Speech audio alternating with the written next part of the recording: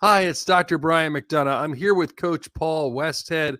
Paul Westhead has actually found himself in the center of a very interesting story, an HBO special, which we're going to start with. And then a little later, we're going to talk about his incredible career. It's fascinating when you look at it. But I'm going to start with the coach and talk a little bit about Showtime, the Lakers, and what we're now seeing on HBO brought back for a whole new generation. So first of all, Coach, thank you for joining us and welcome to the program. Oh, it's my pleasure, Brian. So here we are. I saw the first installment of the show. And by the way, I'm not surprised that HBO did not call it Showtime. They called it Winning Time because they obviously have competition with Showtime. So they start this program, and the initial episode is Jerry Buss buying the Lakers, getting the team, and meeting Magic Johnson. So at that point where he's buying the team, my understanding is you're probably leaving LaSalle to become an assistant coach with Coach Jack McKinney of the Lakers. So tell me the real story of Coach Paul Westhead, because obviously Jason Segal plays you. I'm fascinated to see how it plays out, and we can talk about that. But tell me about your experience with the Lakers. You're a coach. I had known you from my LaSalle days. You had an incredible career already. And now you're an assistant coach, professional basketball. Tell me what happened that year. Well, just getting the job was, on the surface, probably the easiest thing I did. I was at home getting ready for my 9th season at LaSalle. And I get a call from Jack McKinney, who was my good friend from St. Joseph's College, who we coached together there. I played with Jack under Jack Ramsey. So he called me and he said, would you like to become my assistant coach with the Los Angeles Lakers? And 8 seconds later, I said, I'm in.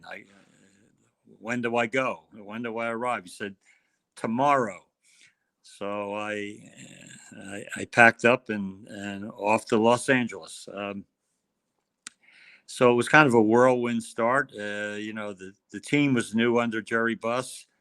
We had a new rookie in Magic Johnson, and Jack McKinney and I were new coaches. So we all kind of showed up in LA pretty much the same time. So to put it in perspective, because I'm from that time, it isn't like you came off the turnip truck. You had coached Michael Brooks, Joe Bryant. You'd been to the NCAA. You'd had already an incredible career.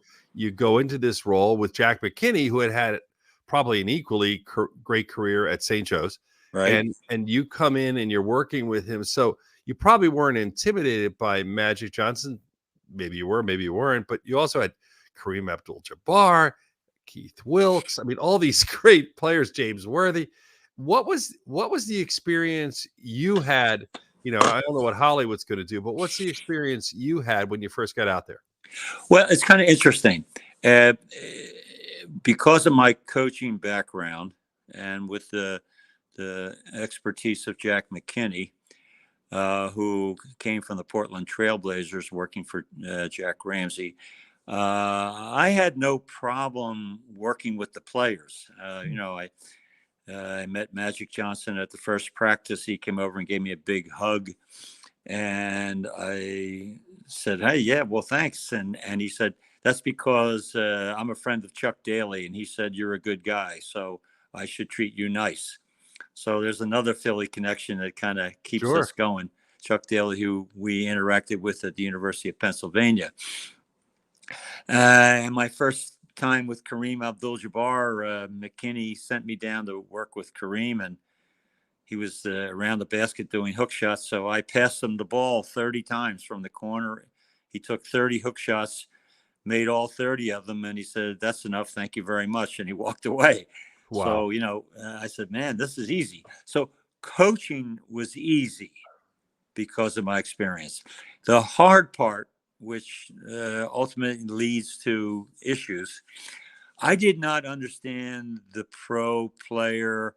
I did not understand having agents and how the agents interact with management and try and wheel and deal and get special treatments from the team that as a coach you probably wouldn't agree to. So there's like a triangle going on. It's coach, player, and then in the middle is management slash agent. And I had no experience in that from LaSalle, so I had to learn as I went along. So normally you would have gone in as an assistant coach. You would have probably had a year or two as an assistant coach and kind of learn the ropes like you're talking Yep. about. But Jack McKinney was out on a bike ride apparently and had a very serious accident and sustained brain damage. And you needed to step in. You needed to step in as a coach. And by the way, I for those who are watching, we got this set up at the last minute, and Coach is on an iPhone, so he actually now is in a position where he has a full facial shot as opposed to a partial shot. You did get a good look at his eyes and his nose, but now you can see him. So when that happened, obviously it's a close friend. It had to be devastating, first of all, for you to deal with him having that accident. Yeah, I mean that was just an awful experience for Jack, his family, and the team. He was literally incapacitated, in bed for a couple of weeks and rehabbing for a few months. So and I became the active coach a little bit out of default. We had a practice the day after Jack had his bicycle accident, and the players were all there, and I was the only one there. So if I didn't coach them, the trainer would have had them. Right. So on we go, and we get things going pretty well. And some weeks later, I was able to talk Jerry Buss into let me hire Pat Riley as my assistant. So now I have somebody else to be with me, and the game is going good. The team is functioning very well. I mean, and you could say, well, who wouldn't function very well with Kareem Abdul-Jabbar and Magic Johnson and Jamal Wilkes? So yeah, I mean, we had some really good players, and we just had to kind of keep it going. And Jack McKinney did a terrific job in the first dozen or more games that he was there in setting things up. So I just was kind of like a substitute teacher who just came in and took over. But there were problems that I didn't know about, Brian. I had players like Spencer Haywood coming to me and say he had promises from Jack McKinney and that he'd be a starter. And I said, well, I don't know about those promises. I'm going to play you the minutes that you earn. And quite frankly, he wasn't really playing that well, so he didn't earn starter minutes. And that was a kind of tumultuous situation the whole season. It's interesting you had to deal with that. Like now, even somebody like me who's not involved with pro sports, I can see how spoiled, well, I should say spoiled, but basically how spoiled the professional athlete can be. You were coming in from a college atmosphere where people earned their time. They played if they practiced well, and all of a sudden you had people with promises and contracts and not just regular people with promises and contracts, but like the best of the best in Los Angeles with an owner who clearly was looking at, the business side of it, and you're thrust into it. But somehow, and I remember I was at the game when Magic Johnson scored 42 points playing center when Kareem couldn't play, and my 76ers were beaten by Paul Westhead's Los Angeles Lakers, and you won the championship. So you basically took a team as an assistant coach, which you should think about it. It's pretty amazing. You weren't the head coach to begin with. You took a team and you won the championship, and you hired Pat Riley, who of course we now know what he did later on in his career, but you somehow saw him and the talent he had and did all of those things. And then the following year, to speed it up a little, Magic Johnson got injured. He missed a bunch of games. You came back and you lost in the playoffs in the first round to Moses Malone and the Houston Rockets. And then obviously people from Philadelphia know Moses Malone and who he was. But at that time, he was a dominant figure, and Yes. you lost. And then the following year, you come back. So now you're in year 3. You've won the NBA championship. You've gone to the first round and you were knocked out unceremoniously, but by a great player. And now you're back, and you actually start off. If I read it right, I think you were 7-4.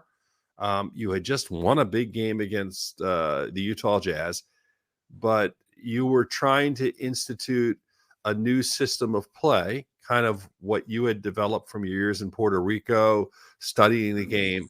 And a player, Magic Johnson, more or less said, I don't like what you're doing. I think it could be done better. And then, boom, it was you versus Magic, and you were gone. At least that's how the stories are put out. What's your take on it? Yeah, well, there are segments of that I'm sure have some validity, but the one issue that never really came out is that Magic Johnson the year before had knee surgery, and he never really recovered that season. He came back for the playoffs, but was not really physically fit and ready to go. And unfortunately, that kind of hurt our team at that moment. Even into the next year, we had training camp, and there were some 4th and 5th round draft choices who Magic was out playing, defending, and they were going by Magic like he wasn't even there. So I knew that this was not the same man who won us a championship, who had greatness in him, but because of his injury, he hadn't really recovered. So with that in mind, he really wasn't in a good place. You know, he was kind of angry, and sure enough, my fast break system just triggered his anger a little bit more. And the combination, so I'm not putting any blame on anyone. I think just Magic was in a bad place because he hadn't recovered. My system wasn't really clicking the way I wanted. Although I have to say, Brian, the day that I was fired, we had just won 5 straight games. So I can look back now kind of whimsically at it, but I might be one of the few professional coaches in any sport who got fired after a 5-game winning streak, unless you robbed the bank or something like that. But it's funny you say that, because I did see that, and I thought, well, I looked at your success after that, and we'll talk about that later. It was incredible, the success you had post Lakers. But since right now the focus is on Showtime and this new HBO series, I was just talking to my wife before this interview. I said, I wonder if he wondered who should play him. Like, I always wonder, like, would George Clooney play me? And my wife goes, you have to be kidding. George Clooney would not play you. And I'm like, I don't want to know who would play me. But you actually are in that position. You're a person, you're looking back on your career, and all of a sudden, 1 year of your life is being made into a major HBO Sunday night primetime series. You're going to be in there. Jason Segal's playing you. What's your take on this? Like, I don't even know if you've seen the episodes. What's your take on it? And it's got to be wild for you. Yeah, I mean, I did see the first show. I thought they, in concept, they had some things accurate. Buss kind of blustering, bragging about his new team. But some of the things wouldn't actually fit his personality. For example, I can't imagine Jerry Buss going into the local liquor store and buying a bottle of gin or tequila and laying on the floor of the forum saying, I own this team. I mean, he was very proud, and he'd tell you about how he was proud of his ownership, but he wouldn't quite have done that. So but that's showbiz. I think they're just trying to portray, what it could look like. But I'm sure that didn't happen. So what they're going to do with me, heaven only knows. Well, that's what I was going to ask you. It's March 10th. So obviously the internet things live forever. So probably somebody's looking at this 5 years later and looking back. But right now, real time, you don't really know what they're going to do with you. I mean, for all you know, you could be sailing off of Barbados, or you could be coaching the team. Have you heard anything? Yeah, I've seen Jason Segal in some of his other movies.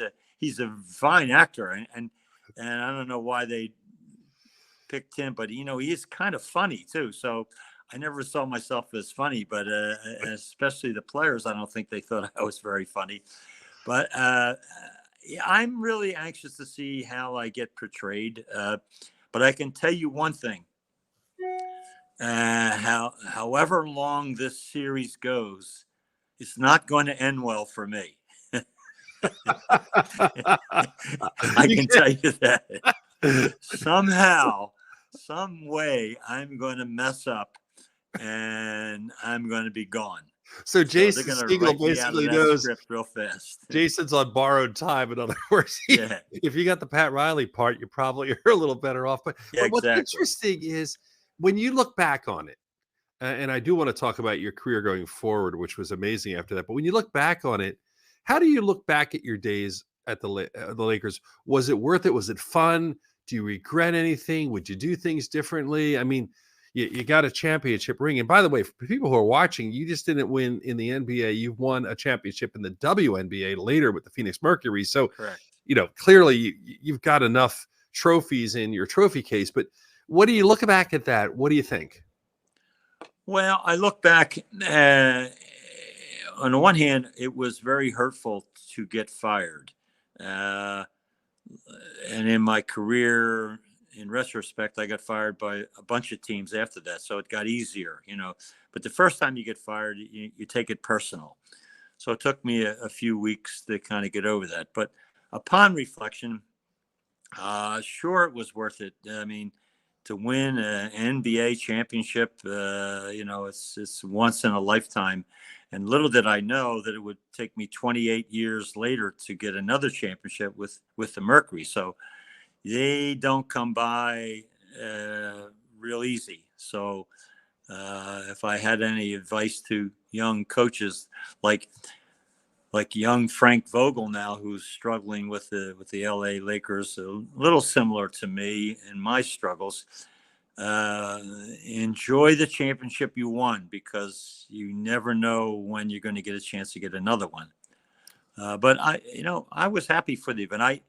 I just was invited to a birthday party for Kareem Abdul-Jabbar. It's going to be his 75th birthday. Wow. And he was thoughtful enough to include me on the list of a group of friends and ex-players to go and celebrate his birthday. So you're always happy for those kind of things, because that's quite a people remember you. Yeah, he remembers you for you as opposed to just the coach or whatever. He wouldn't have you at his 75th.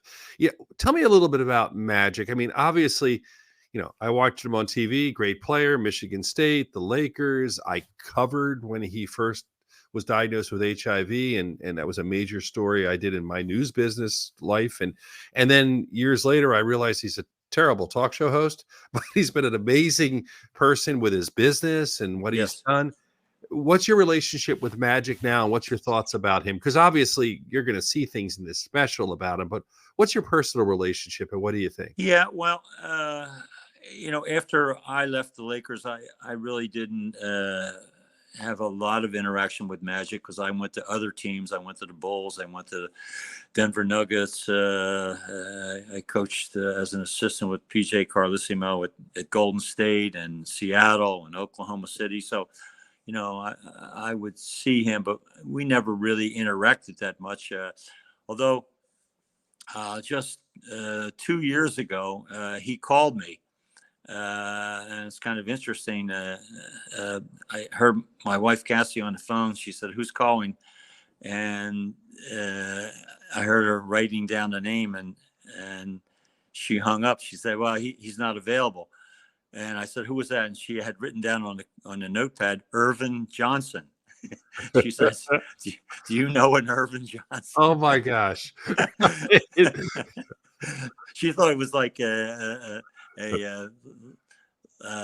salesman, a car salesman or somebody trying to get a lead with me. So I called him back, and we were chatting, and he said that they were putting together a team trip to Hawaii, and they wanted me to come as their coach. Wow. And he said, we're going to send you first class tickets, you and your wife, and everything's paid for. And then, unfortunately, COVID came, and that trip, like a lot of things, has been put on hold. But he was very personable and very outgoing, and I'm sure we now have a nice friendship. I have to ask you, in the first episode, which is all we've both seen because it's airing now, Jerry West, who I grew up as a little boy, he hit a half-court shot in a playoff game. He's the image of the NBA, and seems like a really unhappy guy.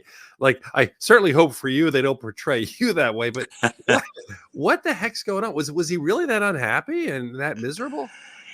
Yeah, Jerry West was the coach before Jack McKinney. So, and when we arrived, he really wasn't around the scene that often. I mean, he wasn't like day to day, Jerry West says. He was Jerry Buss's consultant. They would do little projects and things that he would do for the team. So I really didn't have a lot of encounter with Jerry West, but so I can't say like, well, I know him as this. He was kind of a quiet, to himself kind of person. He wasn't, coming in the office and patting you on the back and saying, "Hey, how you guys doing?" That wasn't his style. Then I did see that version of him, and I had not seen him act like that. So I don't know how they came up with that rendition, but I have not seen Jerry West act in a kind of a out of control fashion. No. And full disclosure, in preparing for this interview, I did read where, for instance, Magic Johnson did not take part or put his name towards this. So there's a lot of, I don't know, good, bad, or whatever. This is just this is TV. It's entertainment fodder for people who are watching. But the other person I want to ask about, and I want to move on to other aspects of your career and not take your whole night, is Pat Riley. What was your relationship with Pat? You brought him on. Yes. Clearly got him started, and he's had a great run, and he's had his own great career like you. He was with the Lakers and the Knicks and the Miami Heat. Tell me a little bit. Do you guys still stay in touch? What's your relationship? Yeah, no, I have not stayed in touch with Pat. And I think more of that's just logistics. I'm here in Los Angeles. He spends most of his time in the Miami area. So we just don't see one another. But I mean, we got along well when I was coaching. He was a kind of a clever young coach. You could see that right away. He was really good with the video back when video was almost non-existent. It just, now, I mean, everybody has, clips and videos and instant, they're all looking at their iPhone or their iPads on the bench. But back in the early 80s, Riley was the only one who was in touch with all of that. And he did a terrific job in showing how video can really help you. So Riley obviously has had his career, but you have had an incredible career as well. And when I think about it, it's pretty amazing. Like I said, I met you first at LaSalle. You were the coach at LaSalle, I guess, from 71 to 79, and I was there from 76 to 80 as a student. And I tried to get you on the team, man. You did, and I was captain of tennis, but I don't think that would have translated well. There was a player you might have played for you named Stan Williams. I don't know if Stan played for you. I remember I used to play, the way I trained for tennis was playing pickup basketball in the gym. And I will tell you that I played all the time, and then the players would play. And I still remember Stan Williams dunking over me while I was foolish enough to try to take an offensive foul in a pickup game, which I don't know why you do anyway. But I just remember his thigh hitting me in the head and me going down. But at the time, I was so into lab and studies and those things. But, it's funny when you talk about the team. Like, you had an amazing team. I mean, you had Michael Brooks and Kurt Kanaski. And Yep. you had a lot of really great players, Mo Conley, and you actually were starting what became your trademark, the system at that point, because you started the fast break offense while you were at LaSalle, didn't you? Yes, I did. And Yeah, when I started it in connecting to my LaSalle years is when during those summers I was going to Puerto Rico and coaching down in Puerto Rico, and that's really where my speed game, my fast break, evolved for me. So that when I would come back and coach the regular season, I would implement, different aspects of fast break. Like, for example, my little point guard, Charlie Wise. I mean, there was nobody faster than sweet Charlie Wise. I mean, he could scoot with the best of them. So, sometimes when you want a new way of playing and you then stumble into players who fit, and some of it's coincidence. Charlie Wise fit Joe Bryant was the perfect fast break big man. Joe always wanted to be a point guard and handle the ball, and we kind of let him just freewheel and get out and go. So, I think people, just speaking of my LaSalle years, and of course, Michael Brooks was outstanding, and Billy Taylor and Frankie Moffitt. I mean, I have so many good guys. It's incredible, Brian. But I think Joe Bryant is a person who was better than his reputation as a college player, as a professional player. He really had greatness in him. Joe Bryant, of course, is the father of Kobe Bryant, Correct. And his wife was the sister of Chubby Cox, who played for Villanova, who was a great player. So there was a lot of genes that kind of produced Kobe. And when Joe Bryant played for you, I always remember him. You're right, being freewheeling, and you let him be freewheeling. Like, you let the players kind of be artists. And I'm wondering, as a college coach, there were a lot of coaches who would lock down their players. You didn't do that. You let them freely express themselves and do that. Was that intentional? Was it you recognize that? Because I do remember back in those days, he might have been put in some sort of box and not played as freely as he could have. Yeah, I always thought of myself as like someone who let players evolve.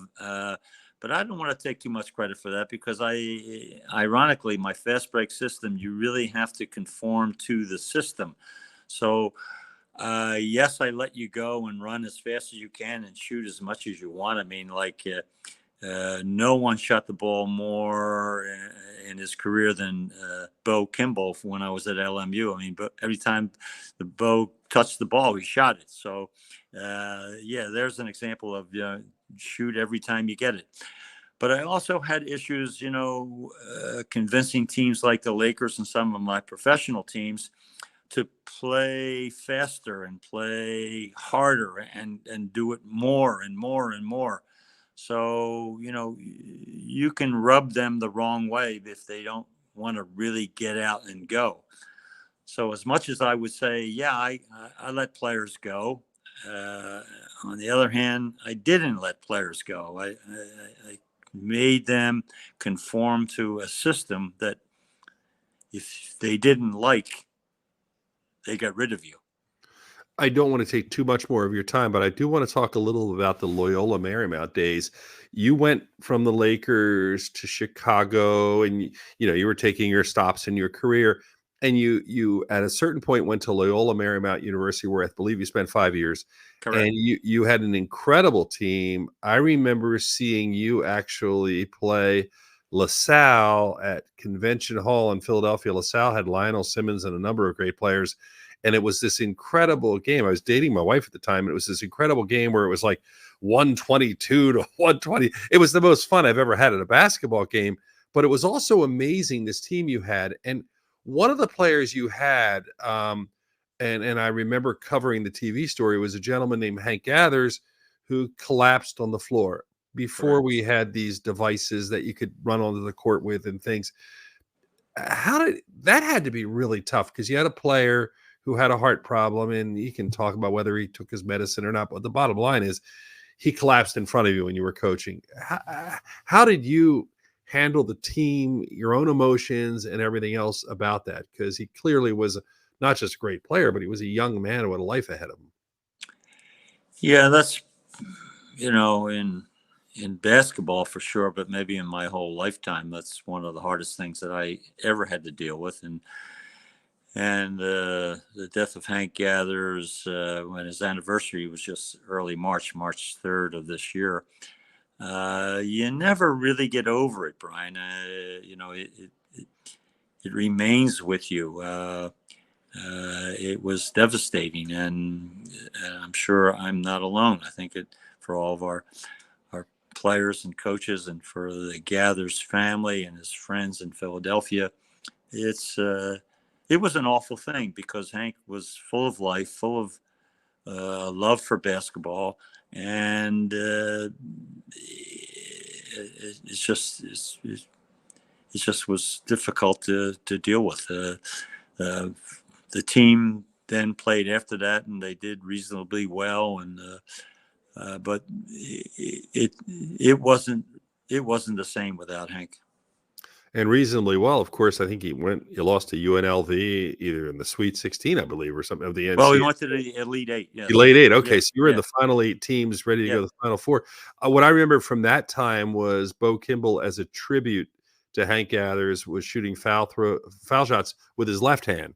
Yep. Because, and you look at that and you realize, and that's what I want to ask you. It's a good question to kind of start to wrap it up. Is there's so much more to basketball and coaching than the games. And clearly, I mean, your career is amazing. We could talk for 5 hours about all the different things you did. And like I said, not many people have people playing them in movies.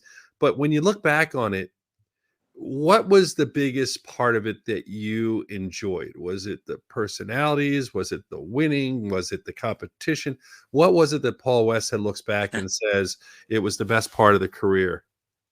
Yeah, it's funny you say that, and I think all coaches deep down would say to you, winning's better than losing. I mean, when you have a good run, and man, did I have a good run with my LMU teams. Even in that last year that I coached there, we averaged 122 points a game, and we just exploded. And I also remember we played the current champions, University of Michigan, in the NCAA, and we beat them 149 to 116. I mean, it just was explosive. And yet, with all of that enjoyment, comes the hard feeling of Hank Gathers passing and his death. And so it's just a quick reminder that in basketball, everything is like life. It's all mixed together, the good and the bad, and just staying involved with players. I mean, I alluded to that I got an invitation to Kareem Abdul-Jabbar's birthday party. Just got a text an hour ago from Bo Kimball. And so it's the players. I mean, I didn't think it when I was coaching them. I just wanted them to play hard and win games. But now I look back and I say, they were the ones who kept me going. I often tell the story, I back in the Philly area, I coached at Cheltenham High School. And I coached there for 5 years. And, there's some recognizable names, Craig Littlepage being one of them, who went on to play at Penn, and then was a coach and AD at the University of Virginia. And about a dozen or so years ago, I got a call from one of my players, Chuck Sheckman, on the team. He said, "Hey, Coach, can you come to Philly? We're going to have a reunion of all the players at my house." So I flew in. I was there, and we're sitting in his game room, eating hoagies and cheesesteaks and drinking beer, and they're telling stories about me that I couldn't believe. They're telling stories like, how hard I was on them, and I was never really nice to them, and I was mean. I said, "What am I, Bobby Knight?" But anyway, at the end of the day, what I then realized that this Cheltenham High group, of all my teams, it's the only team that invited me back. So, Wow. it meant so much to me to have that invitation from my players. And you probably had an impact on them at the most important point of their life, because they're high school, like the other guys are pros, they're fully made, they're this and that. But those people, when they were making decisions about their life, you probably were a role model, a father figure, a teacher. It's been a fascinating opportunity to talk to a fascinating individual, Paul Westhead.